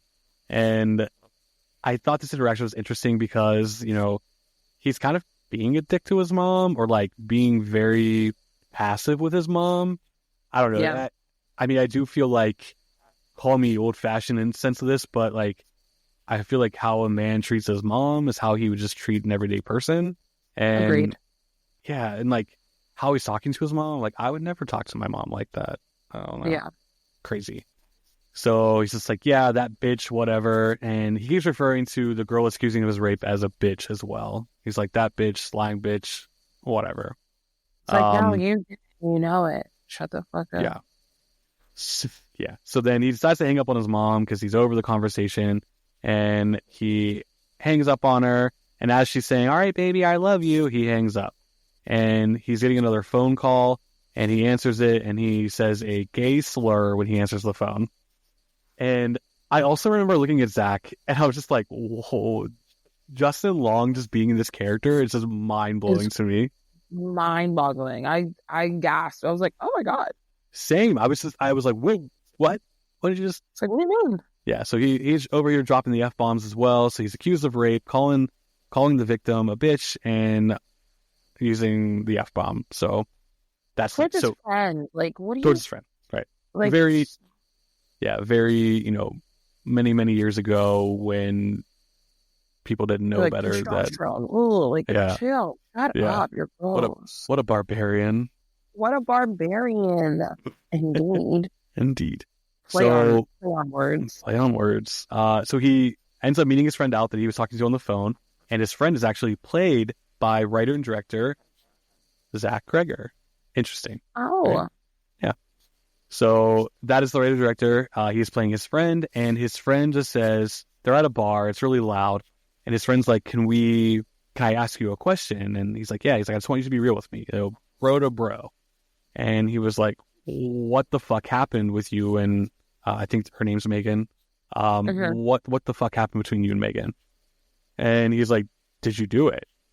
And he's like, I mean, we did have sex. Like we did hook up, whatever. He's like, well, whatever you tell me, like I'm gonna believe you. Like I'm not gonna hold it against you. I know what the internet's saying. I hope it's not true. And he was like, did you rape her? And he's like, no. I mean, it took some convincing. Like I had to convince her. And his friend goes, well, did she say no? And then AJ's like, well, yeah, she did say no at first, Like, and then you hinted remotely. Mhm. Like, and maybe not. You should probably stop. Yeah, and Like, he just keeps talking about it, and he's gross saying it in about like, it. He's so gross about it. yeah, and he's so it's just, and how he's like explaining it, it's almost like he's, Nonchalant. yeah, it's And just like, yeah, I did that. yeah, like, oh, no big deal. Like, what? Yeah. It is a big deal. And then he says a line, and I hate repeating it out loud, but I'm going to just for the effect. But he says, it's not like I said, come here, bitch, I'm going to rape you. Which none of them do. Like, what? Nobody says that. Because if he would have Yeah. said that, like, he's literally saying, if I would have said that, then yeah, what a horrible person I am. But I didn't do that. I just convinced her after she said no, and we had sex. Right? And then, and then I'm going to say something that happens at the end, and I was going to write it down, and then I didn't. And yes, you saying that, yes. Yes. So he just keeps talking about it. They're having some drinks, and then we cut to the Airbnb again, and AJ's arriving back home, obviously intoxicated. He's on his phone while he's taking off his jacket, and we realize by hearing who he's calling on the phone that he's calling Megan, who has made these accusations against him, and she doesn't answer the phone naturally, and he decides to leave a voicemail. He says, I just want to really, really say sorry. If I might have done something that offended you. Like, that's crazy. Don't apologize if you don't mean it. Also, like, bro, you are calling and leaving this voicemail too. Like, you are dumb Also, as fuck. your lawyer said don't call her because you shouldn't contact the person that you just victimized, you weird ass motherfucker. Right. So that's crazy. So he leaves his voicemail for her. He wakes up the next morning completely hungover, and he's throwing up in the bathroom. They also point to a toilet that he doesn't even think that has been cleaned in weeks, and his just whole body is just in that toilet. Yeah, his head is like really immersed in there. Like he had to have been like, I don't even know. His lips were touching that water. Yeah, a gentle grace. As it's slowly being filled with vomit. Excellent. Just splashing back. Oh, yeah. That's a nightmare. Oh shit! Yeah, that's the real horror of this film, guys. Vomiting into that dirty ass toilet and getting splashed by it. Like, what are you thinking, kid? They also make note, a camera angle of the toothbrush, the electric toothbrush on the floor again. It's still there. He notices it. Like, right? Because I would have been like, why is the toothbrush on the... Right. Right. Hoping that he grabbed it and washed his, well, I don't know, it's still gross too, because he doesn't know whose toothbrush that is. It's fine. Everything's fine. Do you think the toothbrush is someone else's? Like, do you think other people have been in the Airbnb prior to these people? That's a good question. I never thought about that, but yeah, I'm sure that there have been other cases of what's about to happen, for sure. Okay. It's a good observation. Which is creepy in itself. For sure. So AJ's now decides, I'm bored. I'm going to start going through everyone's luggages in this place. He tries getting on the laptop, which is Tess's laptop. Obviously, it's password protected. And he gets pissed and just tosses the laptop across the room onto the throw. It just lands perfectly. All right. I was like, okay. Ah, shit. So he's still kind of searching around a little bit, trying to find some answers on who these possible squatters are or who the people were that stayed before. And as he's searching around, he ends up stumbling across the basement door and decides, hey, maybe someone's hiding out down here. So he looks down. He's like, hello. No one. He heads down there and he starts to see that there's a extra room. There's something mysterious happening down here. And he doesn't understand. So he was not aware of this rope or this room or whatever it might be. We do a quick cut. He's in the kitchen. He's lacing up his shoes. He grabs a knife for protection and, smart thinking. He thinks that, there might be squatters here and stuff. So he heads down into the basement. He heads to the creepy open hallway and he starts seeing these things. He grabs that rope as he's going through the door. He ends up stumbling across the room with the mattress and the camera. And it immediately cuts to him back upstairs, and he's on his laptop, and he's typing out, "Can underground rooms be listed as square footage for an Airbnb?" So disgusting. Like, So his reaction to this room that put Tess in a full panic, that obviously was the beginning of the end of Keith's life. He sees this as an opportunity to make some more money. gosh, dollars. Douchebag central. Let's get that dodo. And Me it's like, too. dude, what? Some people were probably murdered here. And you're like, how much can I get out of this? Yep. How much money can I get off of a couple extra square feet?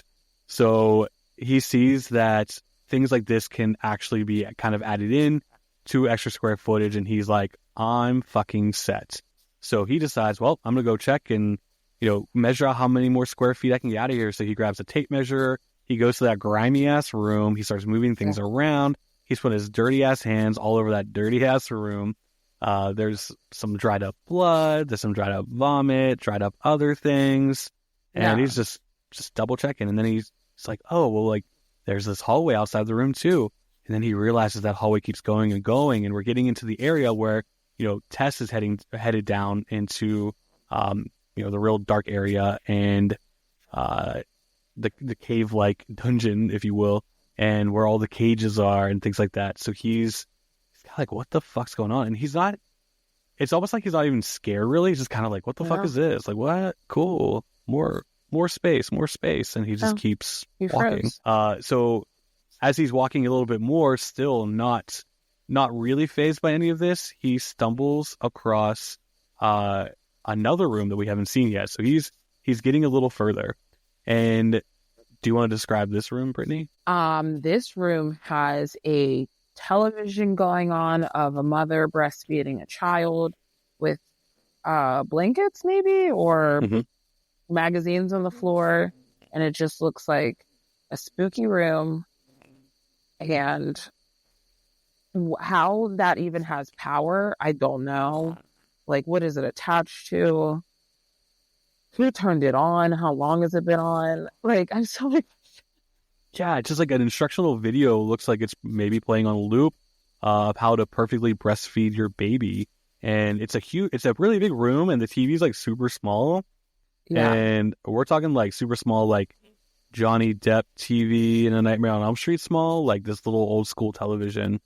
Which I will say, I had an old school television growing up, and I put it in my closet because I made like a little fort, and I absolutely loved it. And that was the vibe that it was giving me. So then I tried to disassociate that. You're like, wait a minute. That just brings back memories. I was like, oh no, but like, I watched Mad TV on mine. I love that. Well, this is definitely no Mad TV for sure. Yeah, no, definitely not. Yeah, so now he's a little like confused, and I think at this point in time he's a little disgusted, and I think he even says out loud like, "What the fuck?" And as he says this, keep in mind he has been walking with the tape measure. As he says this, something pulls on the tape measure, causing it to make that crazy ass sound that tape measures make. Yeah, a little rattle. And he's kind of like, "What?" And it kind of moves it around as if like something's holding on to it. He's like, "What the fuck?" So he lets go of it. And when he does, of course, it kind of, pulls away really hard. Yep. So now he's panicked, and he's like, shit. What is that? He's like, who's there? And he holds up his flashlight and his knife kind of simultaneously so he can see, and anyone that could see or anything that could see what he's holding could easily see the knife as well. So he's peering down that hallway, and finally he hears some noises, and he's like, fuck that. And he starts running. So he's running down the hallway back from where he came. He's running. He keeps going, and it seems like the longest hallway ever. And he trips and falls. And what happens here? He trips and falls and rolls into the piece where we find Tess again, still alive somehow. Yep. So and now we're in a cage. Yeah, so it's a really cool shot. He trips and falls, and he's kind of looking, and he's holding the flashlight, and it's shaking. And the flashlight starts going in and out. And as the flashlight's going in and out of working, we see the mother monster, approaching him. Running towards us. Yes. Getting closer and closer. But it's a really cool shot, a really cool film sequence, because the screen goes black and then it lights up again and mother's closer. And it keeps going on and on this way for a couple of seconds. And we mother is getting closer and closer, and then he is rolled into a pit of some sort, and a cage lid is closed on top of him. It literally just drops on top, and he's kind of like, what the fuck? And just then, a loud sound, and Tess appears, and she's like, shh, just like Keith was when he came to her. And then all of a sudden, as this happens, the screen immediately switches to another bright shot. And this shot's a little bit different. We're not on the California highway this time. We are seeing a very nice house on a very nice street with green-ass grass and a bright blue sky. Picture perfect setting. And we see this man walking out of this house. Now, this house is clearly the Airbnb. And we are clearly back in time a little bit. So we're going back several years.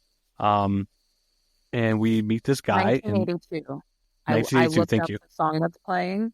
Okay, I'll go ahead. And it's Heat of the Moment by Asia.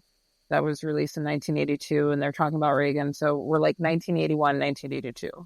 Look at you with that research. I love it. Good job. All right, so we're so early 80s here, and we see a man walk out of the Airbnb. At this point in time, we're assuming this Airbnb is his house. It is not an Airbnb, and the neighborhood is super nice. So this is obviously way prior to all the shit that's been happening now.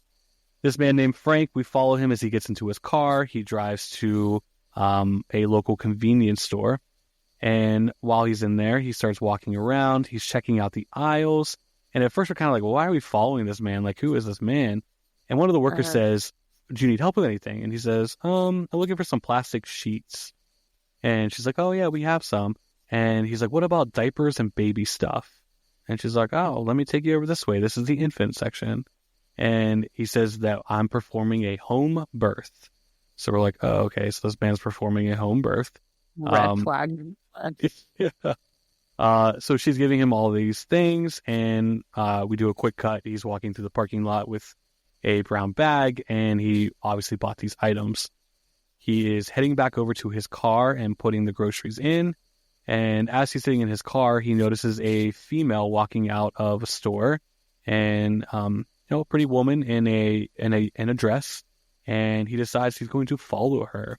So he kind of he gets in his car, he follows her back to her house. He parks on the off street. He's watching her, and he gets into his trunk, and he puts on was it an electrician outfit on, a mechanic outfit, a plumber outfit, like a one piece with the name tag Carlos. That blonde man does not look like a Carlos. yeah. So here we go. This blonde man walking up as Carlos, and he knocks on the door. It reveals the woman that he obviously followed. She answers the door, and he says, "Ma'am, so there's been some outages in your area." So I guess he's an electrician. We're just naming all the jobs this guy possibly could be pretending to be. At the end of the day, this is not his profession. So I guess he's an electrician. And he's like, "Ma'am, we've got some outages in the area. We want to check and make sure everything's up to par. Do you mind if I check out your house?" And she's like, "Oh yeah, sure, no problem." So I know the 80s were a different time. Things were a little different back then. We're just letting strangers in our homes? Yeah, when was stranger danger a thing? Right. I thought that was the 60s or 70s or something. Yeah, I mean, did you not watch Halloween? At this point in time, Halloween was a massive hit. Right? Like, things have been happening in the world that you should have thought, maybe he's even wearing being in my house. He's even wearing a whole jumper suit like Michael Myers does. Yeah, so, and it's Carlos. I'm just and Carlos. Really? All right, boy. So while he's checking out the house, he heads into the bathroom, closes the door behind him, and he unlocks the bathroom window. PSA, always check your windows. I check every lock in my house on a daily basis. Yeah, that's probably smart. We need more people like you in horror movies. Right? They're not getting me. He ain't gotten got. Ain't gotten got. So Frank did this, and now we cut to Frank arriving back at home. He's still wearing his electrician suit, and he's getting out of his car, and his neighbor approaches him, lets him know that, he says, "You're going to see a sign pretty soon in your yard." And he's like, "A sign for what?" And he's like, "For sale." And he says, "Things are really changing around here. Property value is not what it used to be. People want to kind of get out while it's good. This neighborhood just kind of seems like it's, going downhill. And he's like, I'm not going anywhere. Like, this is my town, my neighborhood, and whatever. Immediately cut back. We are now back with AJ and with Tess. So at this point in time, Brittany, for a first time viewing, we did that jump cut to this time period.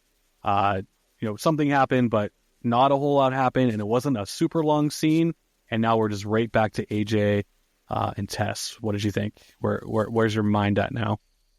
I wondered who he had in his basement, because what is this man just casually rolling around looking for plastic sheets and diapers and home birth? Because he had zero urgency to get back to his house.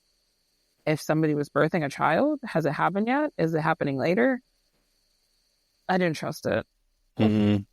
No, Frank just doesn't even look like a trusting person. Like, even outside of Frank looks like the typical serial killer that everybody always talks about or sees or has drawings of. And it weirds me out. It weirds me out actually whenever I see people in real life who like low-key look like this, because I try to delete it from my brain, like, no, they're just a person, Yeah. And I'm like, yeah, maybe a creepy person. Yeah, creepy person indeed. Actually, the guy who plays Frank, Richard Brake, made a comment that he went to one of the film premieres or went to the theater to see the film. There's a bunch of people when they were leaving. You could tell they were like panics, like the movie like creeped them out, and they were like crossing the parking lot of some sort outside the theater, and they were using flashes on their phone because they were scared, and they happened to just turn and see him, and it's actually Frank from the movie. And he said the look of fear on their face, I'll never be able to shake out of my head. Like, they were mortified. That's so sad, but also, my guy, I'm so sorry. Like, you just got that face. Yeah, Richard Brake, that's on you, bro. He's probably so kind. It's like, I am sorry. Yeah, poor Richard, poor Frank, Richard. But well, no, not poor Frank. Well, yeah, not poor Frank. Yeah, just poor Richard. Frank got what he deserved. Yeah, I guess he had a trusting face in some capacity, though, to that woman in that dress. Yeah. Yeah. Ugh. So, as mentioned, we are back with Tess and AJ. They were both together in this like large pit, which is essentially a cage of some sort. So he's freaking out. She's telling him to shut up, be quiet, and she's like, "You can't get upset. If you get upset, she gets upset." And he's like, "Who's she? Who the fuck? Who is she?" And she's like, Tess is like, "Stop." So we hear some noise, and AJ looks up, and he's like, "What the fuck is the?" So emerging in between the grates of the cage, long hair emerges, gross ass, never Disgusting. been washed hair, and then a baby bottle. The baby bottle is being pushed down in. It's being held by these gross ass hands with these gross ass long nails that have never been trimmed before. Super dirty. And this baby bottle has like a piece of hair hanging on it, like wrapped around it. And much like Matthew Patrick Davis, he spoke in Mother's voice a little bit, like the ba ba ba, like that. This is what's happening in this moment. We're hearing that, and it's the voice. It's the voice that he provided to us. It's creepy. Like, he definitely mastered it. And basically, Mother is asking AJ to drink from that milk bottle.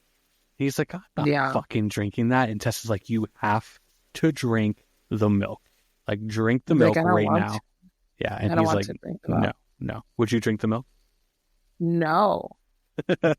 No. And I've had breast milk before once. My cousin made me do it, a spoonful.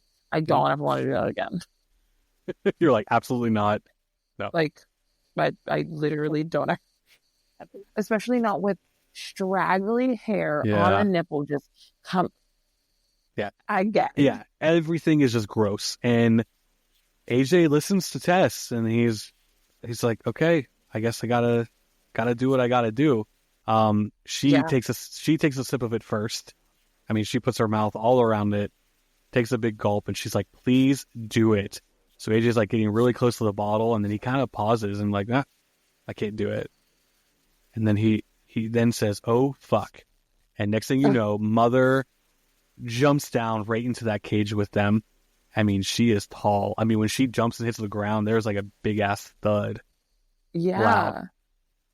Wow. Like, how did they make him look so large? It's crazy. I don't know how tall he is in real life. Me either. I should have asked him that. How tall are you? That beast is a beast. Yeah. So Mother now is in between the both of them. She leans over and she gives Tess a big motherly hug and puts Tess's head, right in her bosoms. Yeah. And kind of, just like a mother does. And she, kind of pats her on the head like it's going to be okay. Motherly love. And then she whips around really fast to AJ and gets real close and keeps, making the sounds and trying to form words in really creepy ways. And she is so close to his face, like just almost like she wants to, treat him like a child as well. And that doesn't happen. And she's pissed because, he wouldn't drink the milk. So she, kind of switches and she grabs onto his legs and drags him away. Like a rag doll. Yeah. Like a rag doll. Also, I wonder if Justin, Bill, and Georgina, I wonder if they saw the creature before their scenes, or like was their initial reaction them like first seeing her? That's a good question. I would like to know that too. I think it'd be really cool to kind of keep Mother secret and have that be like one of the first times. It's like this is what you're afraid of. I don't. Yep. I would probably pass. Probably pass. Same. Yeah, I'd be like, get out of here. Yeah. So hopefully somebody who knows the answer to this, listens to this, and then they answer it in the comments. Yep. Yeah. If anyone listening finds out before we do, or if you do find out, send us a message and we'll be very happy. Yeah. So we arrive where Mother has taken AJ, and Mother has taken AJ to the room that has the breastfeeding video playing on loop. And we see Mother on top of him on the mattress in this room. And she is literally forcing him to try to, at this point, drink from her breast. Yep. So not even like in milk bottle territory anymore. We are just full-fledged. Just full titty in the mouth. Yeah. I was like, and the straggly hair is just now everywhere on his face because there's just so much of it. Yep. So Tess uses this opportunity because she is free to get out of that cage. She goes running, makes a jump for it. She runs down that hallway. She is running as fast as she can. She makes it to the normal part of the basement. She runs to the top of the steps. The door is locked from the outside. As always, she runs back over to that window and she starts beating the shit out of that window in hopes that she can just get out of there. And she breaks that window and she starts crawling through. And just as she's crawling through, the homeless man that chased her at the beginning to warn her about being in the house, his name is Andre, he ends up being right there and pulls her from the window. And as he's pulling her out of that window, he notices, as we as an audience do as well, that Mother has now approached from behind, and she goes to grab Tess to pull her back through that window, but she just misses grabbing Tess. So Tess is now to safety. So lucky Tess. Lucky Tess, but Tess doesn't keep her luck. Tess does not keep her luck. So she is out of that basement. She's out of there. Andre's basically telling her, like, you're safe now. And he's like, you got to tell yourself that you are lucky. The fact that you got out of there, the fact that you even went in there in the first place was crazy. And she's like, well, how was I supposed to know? And he's like, well, you're totally fine.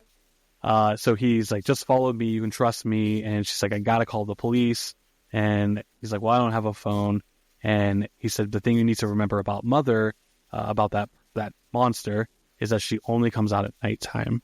So, of course, this is daytime outside, so I feel like he's kind of like telling her that as a specialty, kind of like, well, you're safe and you don't have to worry about it because it is daytime. It's not nighttime. She's not going to come after you. We cut back to AJ, and AJ is now kind of moving freely about, and he stumbles across another room. What does he find in this room, Britt? Is it the room with the bell or like the room? The room with somebody else in that room that is not Mother. So he stumbles upon a room that actually the creature is standing, like as he's flashing his flashlight from his phone. The creature is standing, afraid to go past the point of the creature is afraid of something behind the door because Yep. Andre says there are scarier things than her. Mm-hmm. And right. he stumbles upon a man in a really gross room, and it looks like it smells because he's covering his face. And I'm pretty sure it's Frank. It is indeed. It is Frank. So Frank that we saw in that little flashback, Frank is lying in bed. He is not in good shape. He's definitely a lot older at this point in time. Definitely not mobile at all. AJ's kind of like, what the fuck? But at the same time, AJ's like, oh, like a real man, like someone else is here. That's not this monster. It's not that woman Tess that I saw. We cut back to Tess, who's been running down the street. She comes across some cops. She lets them know that she was held prisoner, and they're like, are you good? And it's like, clearly not. Yeah. Come with me. Yes. Cut back to AJ. AJ's in this room, and he is talking to this man, and he's asking if he can have. The man's asking if he can have some water, and he's like, Frank's like, don't worry about me. It's fine. Just get me the water. Everything will be cool. He's like, just pull that nightstand over to me. And the cops eventually, we cut back to the cops. The cops come to the house. They're like checking it out. And she's like, I don't have keys. I can't get inside. And so now they're like pretty much calling her bluff. They're like, okay, you say you're staying here, but you don't have the keys. You don't really know how to get inside. She shows them the window. Like, I had to bust out of here. And they're just kind of like, no, we're sorry. We're not dealing with this. There's not a lot for us to take care of. Cut back to Which AJ. is really run the plates of the two cars that are sitting in front of the house. Be like, this car is mine. Run my plate. Yeah. Yep. Like, there's so many things that they could have done to help the situation that they chose not to. Yep. Hard eye roll. Cut back to AJ. He's still in this room. He notices a bunch of VHS tapes lined up against the wall, and all the VHS tapes have names. These names are Bad Nosebleeder, No Teeth, Ruth C, Kelly, Cab Driver, Won't Stop Crying. Gross. I don't even think I read the titles of the VHSs. Irish Accent, Blonde Girl, Suicide. Yeah, crazy. I mean, he kept the dress of the one lady. Mm-hmm. So here we know that Frank, obviously, from what we've seen, Frank is a predator. Frank is also has been filming these women. Has been filming things that have been happening in there. And very, very horrible man. So Frank's an awful human being. What are we getting from who Frank is and what's happening? Have we kind of put the pieces together at this point in time?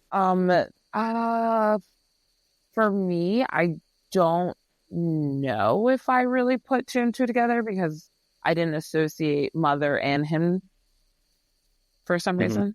I don't know why. But no, same. I think it was hard to like make the connection and stuff. And so in this scene, AJ's seeing all of these gross things. Frank's pretty much admitting like, I'm not a good person. And he leans into the drawer and he grabs a gun and he starts to point it at AJ and then turns it on himself and kills himself right there in front of AJ. Point blank dead. At this point, I feel like AJ, whenever he was screaming at Frank, saying like, "What the fuck is wrong with you? What the fuck is wrong with you?" I feel like he was trying to show like, well, I would never do something like this, so I'm not as bad as you. But like, no, you're still fucking bad. You're just not a serial rapist and murderer. Like, Mhm. but Yeah. like you're still on the spectrum of not being a decent human being. Yep. So Yeah. Yeah. Ah, boy. So Frank just killed himself. So this really horrible man has been doing really horrible things, has for unalived the last himself. 40 plus years. Yes, 40 plus years. And we do a quick cut now. It is nighttime. We get a nice little shot of the Airbnb, and then Mother comes bursting out the front door. So now Mother is out of the house. Mother is running out that front door, and Tess is actually sitting in her car because she doesn't know what else to do at this point in time. And as she's sitting in the car, she's seeing Mother running out, and Mother jumps onto her vehicle just as Tess pushes the gas pedal as hard as she can, and she thrusts Mother up against the house. Mother is still alive and kicking and banging on the windshield, and finally Mother starts to seem like she's giving up a little bit and maybe possibly dying. So that's a good win for Tess, right? Where is she? Am I back? You're back. Welcome back. Okay. I think my mic might be dying. It's a little I'm off. microphone. Yeah. It's okay. We're so close. Yeah. Is also coming back into the house. You know, Mother's pinned up against the wall, possibly dead. So Tess has to go make sure that AJ is okay. So Tess is now going down the steps into the basement and down these tunnels, and AJ is coming down the tunnels to get close to the basement. They're obviously both trying to be as quiet as possible. Tess emerges from the corner, and AJ sees her movement and hears her and just starts shooting the gun. And in this moment, he shoots Tess. Yep. I knew it. It was just the second I saw that little circle, I said, she's about to get shot. She shot. I just remember being in the theater and being like, oh my God. Yeah, like So- you made it this far and then you get shot by this man? Mhm. Stop it. Nope. So he shot her. She's shot in the stomach. Obviously, not good to be shot, and also not a good place to be shot at. So she's a little out of it, but he does a nice deed, and he picks her up and he helps carry her out of the house. He keeps apologizing to her, saying, "I'm so sorry. I'm going to get you some help. We're going to be okay." As they emerge from the house, Mother is gone. Mother is no longer pinned up against the house, but in the car. They see Andre standing on the other side of the fence. He's telling them to be quiet and, come through the fence here with me. I want to take you guys back to a safe spot away from the house. They take a moment. There's a little fire going. I think Andre had already started a fire for them. And he was like, Andre tells them, like, I can't believe you got this far. And they're like, well, what the fuck is she? What is that thing? It's a monster. And he says, she's just a crazy lady living in that house. Sir, that is not just a crazy lady living in that house. That's a lot Not more. And they're like, well, since when? He's like, well, she's been living there for 40 some years now. They're like, what are you talking about? So he kind of gets into kind of like the background of Tess. And he says that Airbnb that you're staying in is her daddy's house. And her daddy, who is obviously Frank, would always bring women home and take them down to the basement. And he would make babies with them. And then he describes this as you make a copy of a copy of a copy. So it's essentially several generations worth of incest happening in this basement. So Which is crazy because how? Yeah, it's a lot. Other people? You can't hear me again? Oh, you're back. You're back. Okay. Like, where are the other people? Yeah, so that's what I'm wondering. Like, so we know so essentially he would just keep, kidnapping women, taking them home. He would rape them. They would have babies, but then he would have sex with those babies. So he was just, Which is like, for what? Ew. It's just so, he's just disgusting. so Mother, this monster, is the result of all this incest, incestuous rape, pedophilia, rape, stuff all over the years. Ugh. Yeah. Layers. So this is a crazy inbred woman, and that's who Mother is, and that's what Frank had been doing. And so we get this backstory, and in this moment while they're kind of talking, Frank's talking about how I'm sorry, not Frank, Andre is talking about Frank and saying like Frank's not a good person. Frank was doing all this stuff, and this causes AJ to kind of be like, I've done some bad things too, and he kind of has like this moment, and maybe, just maybe some people are like, okay, maybe he's coming to his senses. He knows that he did a really bad thing, and maybe you can find a little glimmer of hope that he's going to admit his wrongdoings and be a good person. And they kind of leave us with that for a second. And just then, something crazy happens. And there is a really loud sound, and we know what happens after these really loud sounds. Andre makes a comment that Mother never comes to this area where he is. And just as he says that, Mother busts through the wall and picks him up. And as she lifts him up in the air, because of course she's super tall, she's grabbing his arm and twisting it as hard as she can and pops an entire arm right off of his body. And then she just starts beating and whipping and pounding the shit out of Andre with his own arm. Crazy. I was shook. I was so shook on that. Yeah. Whenever, because like that's just violent. My own arm it's nuts. Yeah. Kind of a creative kill too. I mean, just like ripping off that person's arm and then beating the shit out of that same person with the arm. Kind of creative, kind of crazy. So Mother now has killed Andre, and they're at a water tower. And at this moment in time, Tess and AJ are running up the water tower, and Mother is obviously following them straight up to the top of this water tower. They kind of get to like a platform type area. AJ's kind of fumbling around with the gun a little bit, and then he drops it right off that water tower. So idiotic that he just drops it. Like, why are we Yeah, why are you not holding onto that gun for dear life, sir? So the gun is now completely missing, and he kind of like looks around like, oh shit, Mother's getting closer and closer. Tessa's kind of looking at him like, what are we going to do now? And he makes a comment and says, I can get away, but you're going to have to slow her down. And she's like, what? Like, what are you talking about? And then AJ says, come get your baby, and grabs Tess by the hair and literally just tosses her off the water tower. Pushes her right the fuck off. Right the fuck off. And the camera angle, we're watching her fall. She, it's obviously a long fall. Just then, Mother decides to leap off the water tower to go save her. So she's going to, quote unquote, save her baby.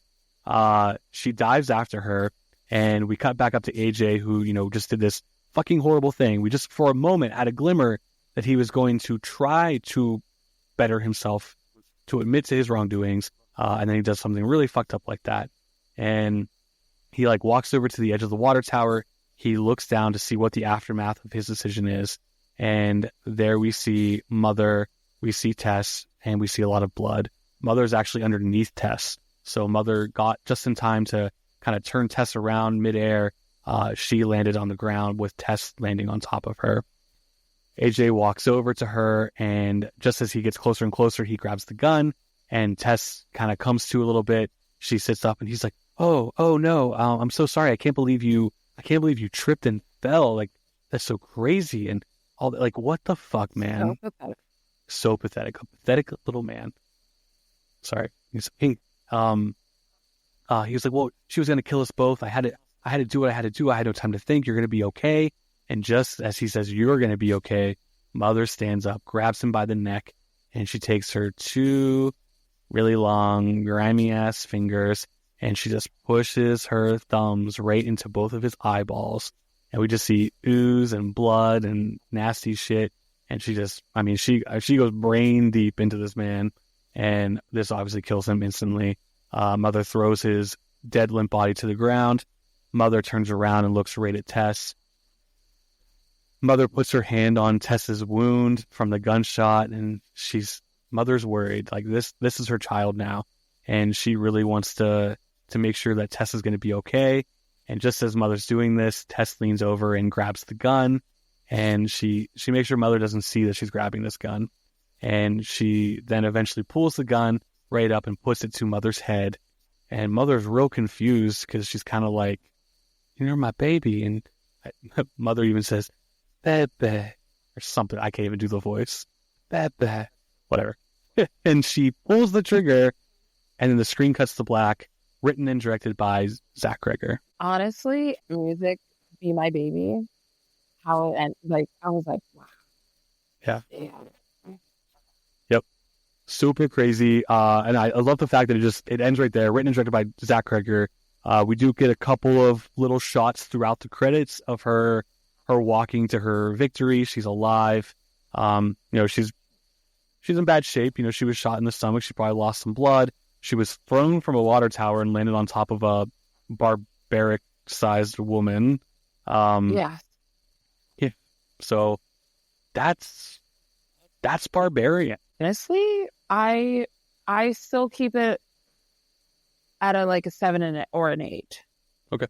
Okay. Yeah. So perfect. So you're kind of the same, maybe like a 0.5, a little bit higher. Kind of talking through it a little bit, just kind of breaking things down. We kind of see some of the ideas and ideologies are coming from it. We talked about the book at the beginning and the book that he got the idea from. And this film is just, he says this film is kind of written in a way to say like how hard it is to trust those around us. And we put trust in the cops. We put trust in as a woman. We put trust in a man that's going to take care of us. As a man, we I don't even know if they were putting trust in anything, but I mean, AJ was a sad excuse for a man, so was Frank. But Agreed. At the end of the day, Mother was a monster, but at the same exact time, some of these people also showed signs of being monstrous as well. And that's where these red flags and lack of trust, sometimes we should listen to those things. So, agreed. Yeah. So, and Mother tried her best in taking care of her baby. yes. She wanted the best for Tess, unlike the men. Maybe. Yes. Mother did want the best for Tess, unlike these men were doing. And Keith had it. He proved himself at the end of it all. He had no bad intentions. And he unfortunately met his demise, and they didn't get to carry out their meet cute and see what was going to come from all of that. So maybe he would have shown some true signs of being a bad man down the road, but we will never know. But what we knew of Keith, what we thought was going to be the big bad guy in the beginning, ended up being like the one savior in this film. Yeah. So, well, Brittany, thanks for joining me on this barbaric journey. Do you have anything else you want to say about the movie? Ultimately, I would say that it's an enjoyable film. Definitely watch it without knowing this. Yeah, definitely watch it without knowing what's going on. Go into it kind of a blind eye. If you're gonna watch a trailer for it, I think watching the trailer is okay. Don't dive too deep into the rest of it, because even though we kind of walked through the whole movie and kind of explained it all, visually and like the atmosphere of the film is pretty creepy. So there's definitely a lot to take from it as well. So it is recommended. I'm not going to say that's going to be at the top of your favorite movie list of all time, but I do think that if you took the time to listen to this episode or even the beginning and decide to jump into the movie, I think it's at least worth a watch. I think people are very 50-50 on their feelings on it, but hopefully we got to break it down a little bit to get you to enjoy it either prior or after watching it. So, well, Brittany, thanks for going on this journey with me. I appreciate it. I will obviously get you on another episode. Me. Yeah, I'll definitely get you on an episode sometime soon. My mic is struggling. Yeah, guys, her mic is not on her side right now, so we're trying to play it off that it's working totally fine. But her microphone said no. I wanna be like Mother and just be like, no, back off a little bit. So. But it's fine. We got through the movie. We got to talk about what we needed to. Yeah. And as always, I appreciate you being a guest on here. Thanks for watching Barbarian. And I hope you have a good night. And I hope everyone listening to this episode has the best day or night or whatever it will be. And next time you go to an Airbnb, if someone's staying there, don't check in. And if you find a secret door in a basement in go through it, Airbnb, like- don't go through it. Don't be like Tess, okay? All right, guys. Thanks for everything. Brittany, thanks again. Everyone, have a great night, and we'll see you on the next episode of The Reaction Shot.